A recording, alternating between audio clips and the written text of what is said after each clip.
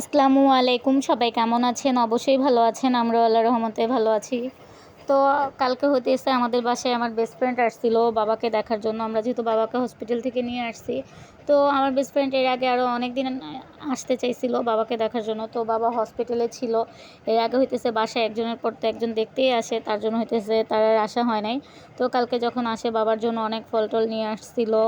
তো আর হইতেছে এরপরও আমাদের আশেপাশে যারা আছে সবাই আসতেছে বাবাকে দেখতে। তো আমার বেস্ট ফ্রেন্ড অনেক দিন বলছে যে আসবে আসবে। তো আমি বলছিলাম যখন হসপিটাল থেকে বাবা বাসায় আসে তখন যেন আসে। তো বাবাকে আমরা নিয়ে আসছি হসপিটাল থেকে। আসলেই ওখানকার যেখানে বাবা এতদিন চিকিৎসা করাইছি বাবার, ওখান থেকে ডাক্তাররা বলে দিচ্ছে বাবাকে যেন আমরা অন্য ডাক্তার পরামর্শ নিই, বাবাকে নিয়ে ওখানে দেখাই। কারণ ওখানে হইতেছে চিকিৎসা অবস্থায় বাবা আবার অনেক অসুস্থ হয়ে পড়ছিল। তখন তারা বলছে আপনারা নিয়ে হইতেছে মেডিসিন ডাক্তার দেখান। তারপর হইতেছে মহান আল্লাহ তাআলার ইচ্ছেতে এবং আপনাদের সবার দোয়ায় বাবা আগে থেকে কিছুটা ভালো আছে।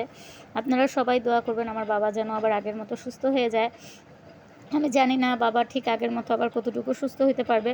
তারপরেও আল্লাহ যদি চায় এবং আপনারা সবাই দোয়া করেন, ইনশাল্লাহ বাবা সুস্থ হয়ে যাবে। তো আমারও তো শরীরটা ভালো না। আসলে দেখা যায় হসপিটালে যে অন্য কোনো হসপিটালে আম্মু বাবাকে নিয়ে ভর্তি থাকবে, আম্মুর শরীরটা খুবই খারাপ। আর আমি তো থাকতে পারতেছি না, যেহেতু আমার শরীরে পানি এসে পড়ছে পায়ে আর পেটে। তার জন্য আমারও শরীরটা খুব বেশি খারাপ। ইদানিং হইতেছে চোখের সমস্যাটাও বাড়ছে।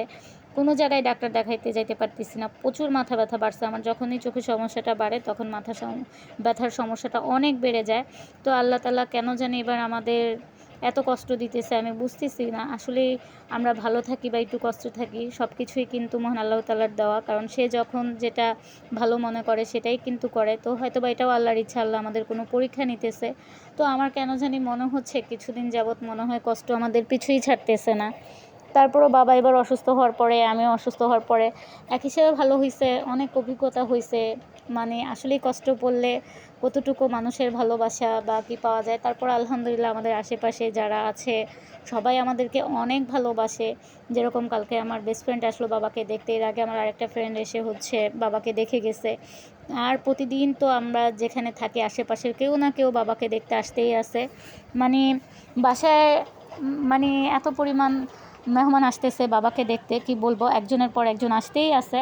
তারপরও মানে সবাই আমার বাবার জন্য দোয়া করে যাইতেছে বাবা যেন সুস্থ হয়ে যায়।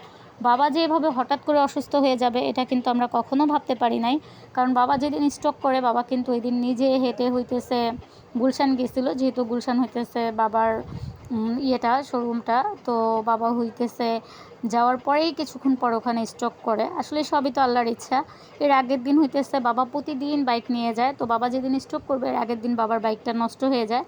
নষ্ট হয়ে যাওয়াতে বাবা ওই দিন বাইক নিয়ে আসে না, বাইক হইতেছে বাবার ওখানে রেখে আসে। রেখে সে গাড়িতে করে চলে আসে। আর এর পরের দিন যখন বাবা আবার যাবে কাজে, তো এখান থেকে যাওয়ার পথে গাড়িতে যায়। যদি হয়তোবা বাবার হুন্ডাটা থাকতো, বাবার বাইরেই হয়তোবা রাস্তার মধ্যে স্ট্রোক করতো, তখন তো আরও অবস্থা খারাপ হয়ে যেত। তো তার জন্যই বলি আল্লাহ যা করে ভালোর জন্যই করে। হয়তোবা আল্লাহ কোনো কারণে আমাদেরকে পরীক্ষা করতেছে।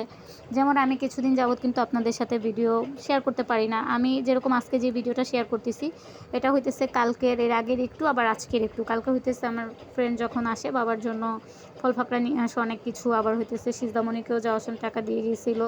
মানে আমার ফ্রেন্ডটা এত পরিমাণ ভালো, আমি কি বলবো, মহান আল্লাহ তাআলার কাছে আমি খুবই খুশি। আমি এত ভালো বন্ধু পাইছি। আমি এই পর্যন্ত যাদের সাথে চলেছি আলহামদুলিল্লাহ, শুকুর আলহামদুলিল্লাহ, সবাই অনেক ভালো।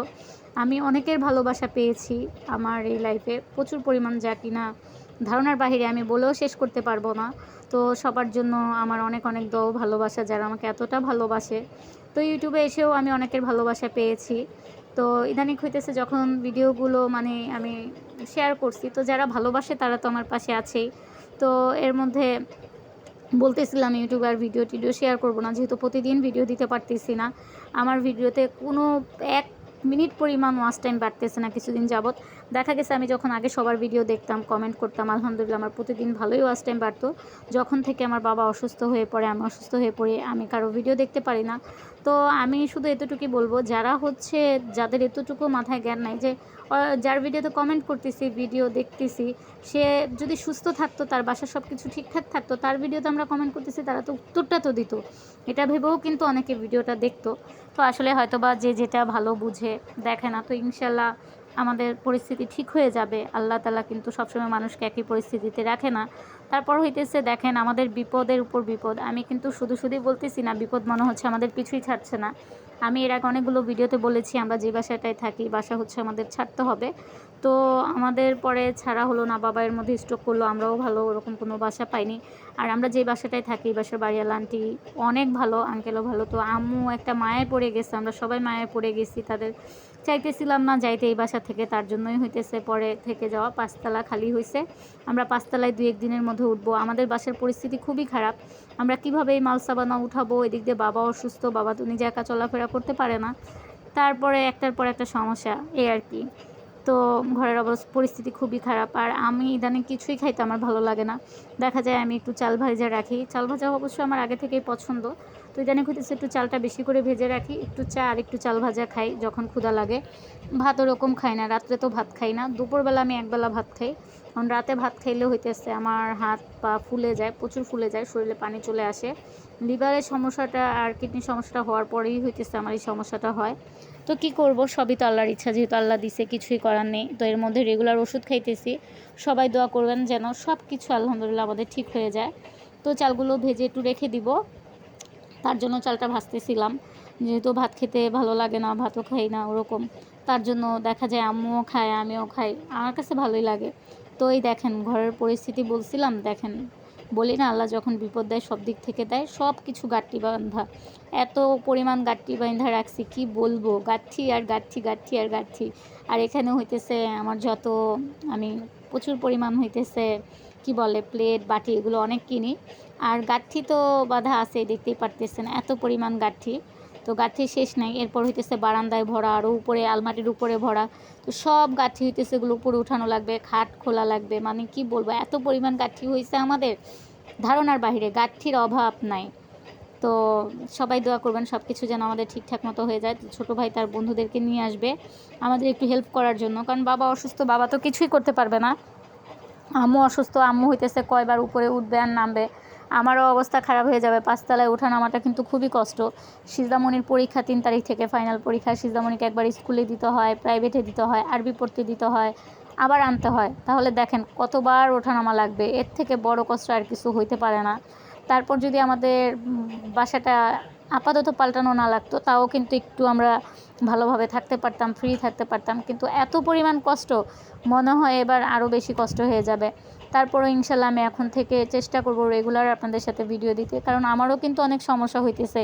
ওয়াচ টাইমের অবস্থা একদমই খারাপ। হয়তোবা আমি এই চ্যানেলটা নিয়ে কাজ করতে চাইতেছি না, কিন্তু যখন করা ছেড়ে দিব তখনকারটা তো তখন, আর যেই পর্যন্ত আছে ওই পর্যন্ত তো চাবো না চ্যানেলটার কোনো ক্ষতি হোক।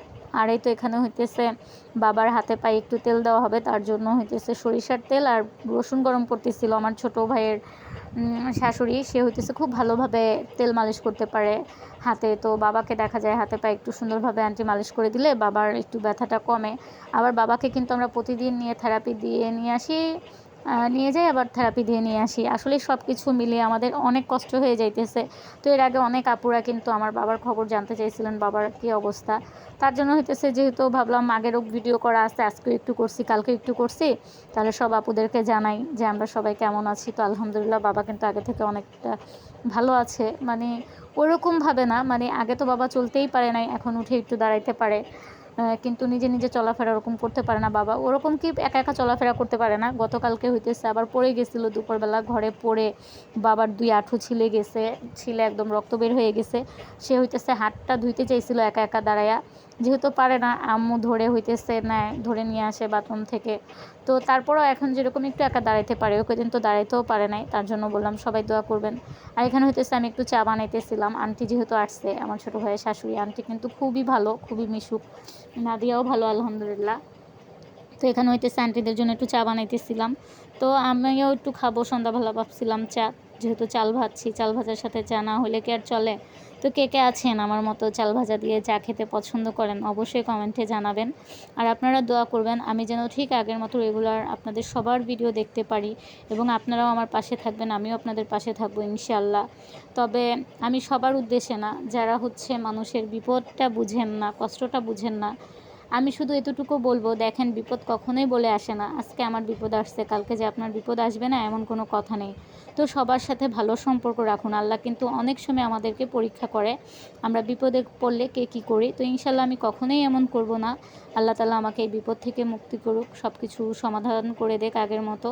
ইনশাল্লাহ আমার কোনো আপুর এরকম সমস্যা না হোক আমি দোয়া করি। তারপরে যদি এরকম হয় কারো, আমি কখনোই এরকম পা দিব না। ইনশাল্লাহ সেই আপুকে আরও বেশি সাপোর্ট করার চেষ্টা করব। কারণ দেখেন আমার অনেক আপুরাই কিন্তু আমার ভিডিওগুলো দেখেছে, আমাকে সাপোর্ট করেছে। তারপর সবাই যদি আগের মতো করতো তাহলে কিন্তু আমার ওয়াচ টাইমটাও ঠিক থাকতো, ভিউও ঠিক থাকতো। তারা যদি একটু বুঝতো না, হয়তো বা আপুর আগের ভিডিও একটু দেখি বা একটু ছেড়ে রাখি। তো আসলেই সবার মন মানসিকতা তো আর সমান না। তো যারা এতদিন ধৈর্য ধরে আমার পাশে ছিলেন, আমার বাবার খবর নিছেন, আমার শরীরের খবর নিছেন, আপনাদের সবাইকে অনেক ধন্যবাদ। আলহামদুলিল্লাহ আগে থেকে আমরা ভালো আছি। আমারও শরীরটা একটু হালকা লাগতেছে, তবে পেটটা ফোলাটা কমেনি অমনভাবে, পা ফোলাটা কমছে ওষুধ খাওয়ার পরে। তো ইনশাল্লাহ সব কিছু ঠিক হয়ে যাবে এই বিশ্বাস আমার আছে। মহান আল্লাহ তাআলা আমাদেরকে পরীক্ষা করে, তো সব কিছু ঠিক হয়ে যাক। আর এই তো এখানে কিন্তু চাও হয়ে গেছে, তো চা খাবো। তো আমি এখন হইতেছে আগের মতো তত একটা চা খাই না। আসলে এত পরিমাণ টেনশনে থাকি, মন মানসিকতাও ভালো থাকে না, চা আর কি খাবো। টেনশনে মানুষের কিন্তু কিছুই ভালো লাগে না, যত পছন্দের খাবার সামনে এনে দেন না কেন দেখবেন তখন আর ভালো লাগে না খেতে। তারপরে হইতেছে একটু চা বানাইলাম সবার জন্য। আর আম্মু হইতেছে সব কাচের জিনিস কিন্তু প্যাকেট করে ফেলছে, আমরা উপরে উঠবো এই জন্য, এটার জন্য হইতেছে এক একজনকে এক এক রকম কাপে চা দিতেছি। সব কিছু উঠানো মানে করা শেষ, প্যাকেট করা শেষ। এখন হইতেছে আমরা খাট খুলবো, আলমারির সব কিছু আমি নামায় ফেলছি আমার আলমারির। তো সব কিছু টুকটাক গুছানো শেষ, এখন হইতেছে আমাদের শুধু উপরে উঠানোর পালা। তো অবশ্যই আপনাদের সাথে শেয়ার করব ঘর পাল্টানোর ভিডিওটা। আর সবাই অবশ্যই দোয়া করবেন। আর কেউ যদি আমার কোনো কথায় মনে কষ্ট পেয়ে থাকেন তাহলে অবশ্যই কিন্তু আমাকে ক্ষমা করে দিবেন। আমার পাশে আগে যেরকম ছিলেন ঠিক ওরকমভাবেই থাকবেন, আমাকে আগের মতো ভালোবাসা দিবেন। আমার পুরো ফ্যামিলির জন্য দোয়া করবেন, আমিও আপনাদের জন্য দোয়া করি। ইনশাল্লাহ আপনাদের পাশে ছিলাম, এখনও আছি, থাকবো। তো এই তো চাল ভাজা আর চা খাইতেছি। তো আমার আজকের ভিডিওটা আপনাদের কাছে কেমন লেগেছে অবশ্যই কমেন্টে জানাবেন।